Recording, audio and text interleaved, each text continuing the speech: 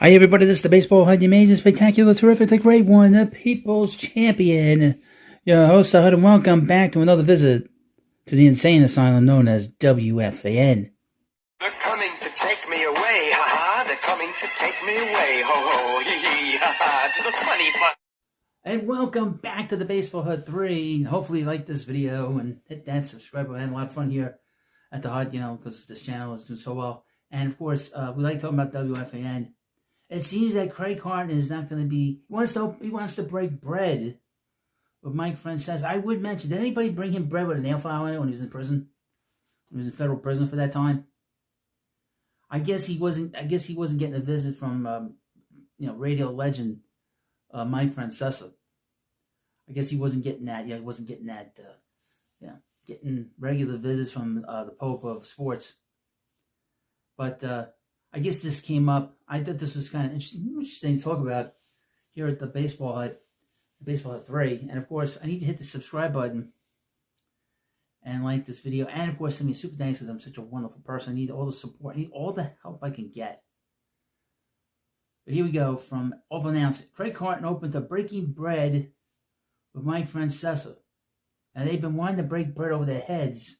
Maybe they can come to some kind of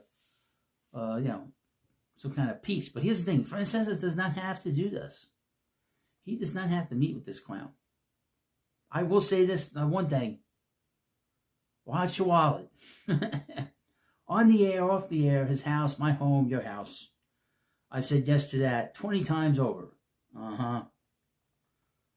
What a strange little individual.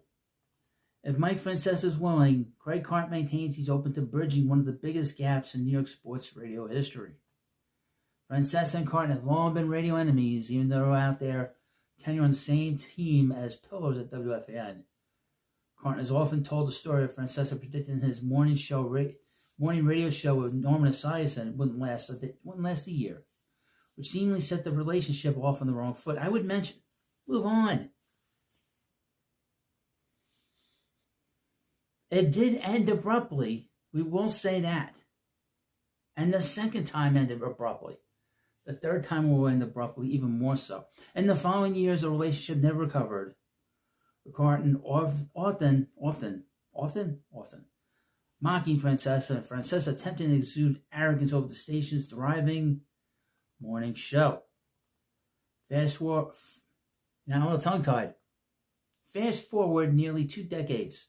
Carton is now in his third tenure, not second tenure. Second tenure in afternoon drive on WFAN, co-hosting with Francesca's former producer, Chris McMonagle, a.k.a. the Suck Killer. You see him on the street, you see his pictures of McMonagle, he looks like an axe murderer. All on fun. All while others have tried and failed to bridge the gap between Carton and Francesca. McMonagle claimed he could be the conduit to making it happen during that Tuesday afternoon show on WFAN, on the fan. Quote, I would not say no, Carton immediately said of a potential meeting with Francesca. And by the way, the architect, Odyssey executive Chris Olivero, who oversees WFAN and the Infinity Sports Network, has tried for years. Because I've said, if Mike says yes, my answer is yes. However you want to do it, on the air, off the air, his house, my house, your house, this guy's house, the Baseball HUD's home. I've said yes to that. Well, not here. I'd invite Mike in. I know he's not going to take anything. I've said yes to that 20 times over. Okay? Francesca and Carton did appear together several times at WFAN despite their public feuds. In 2009, Francesca joined Boomer Carton live from Citi Field for a celebratory event when the stadium was opening. Francesca also joined Boomer Carton in 2012 for WFAN's 25th anniversary. I mean, joining the awful announcing podcast earlier this year, the icon said he believes he could have worked with Francesca.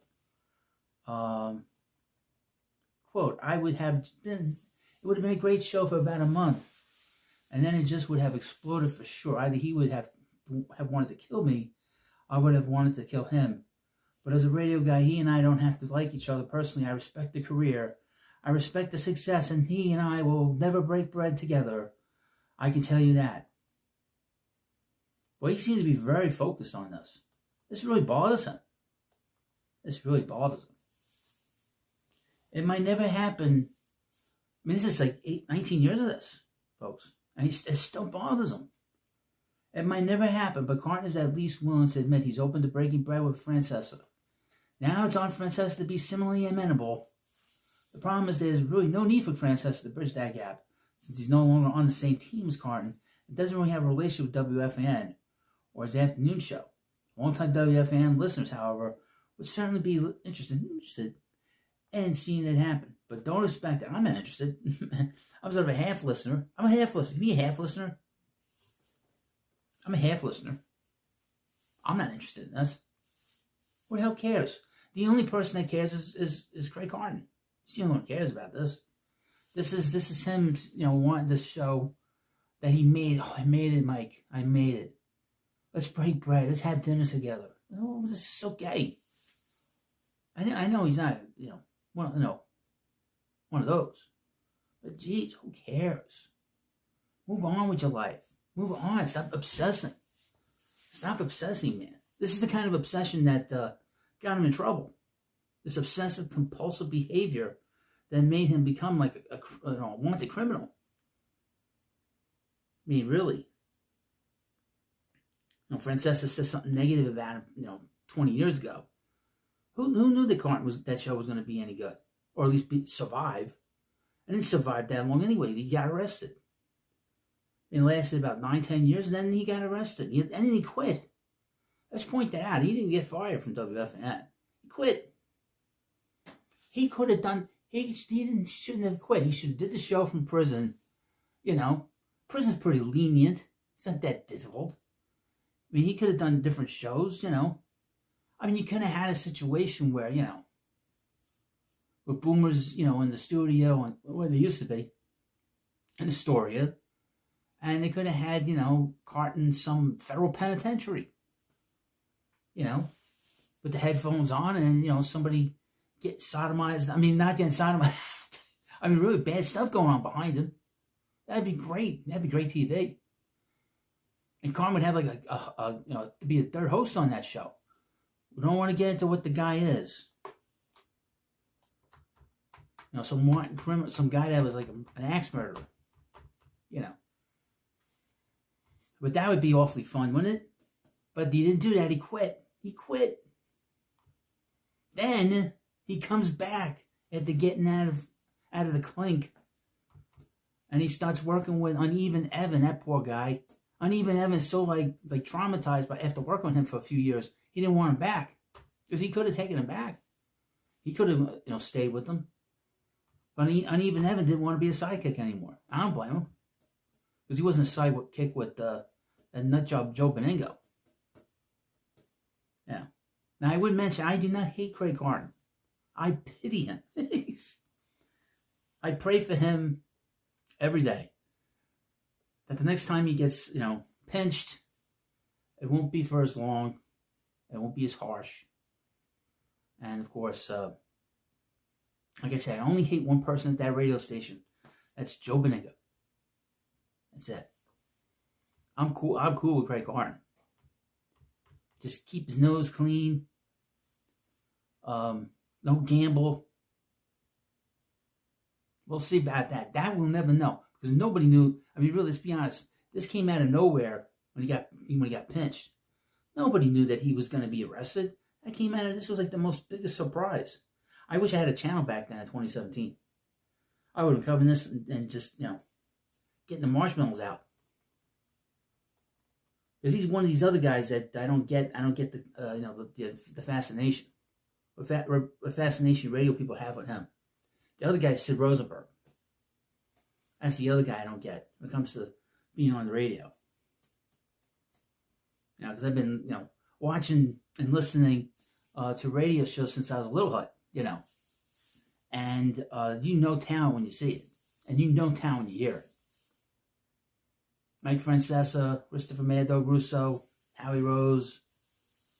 I can go on and on and on, all these different people. Just these guys, I don't get it. I don't get Craig Carton. I don't get Sid Rosenberg. And I don't get, quite frankly, Joe Beningo, to be honest with you. But you know, what do I know? I got a little tiny little footprint here on YouTube. You let me know what you think about this video. And again, this is another visit to the criminally insane version of WFAN, the criminally insane nervous hospital known as WFAN. I screwed the end of this video.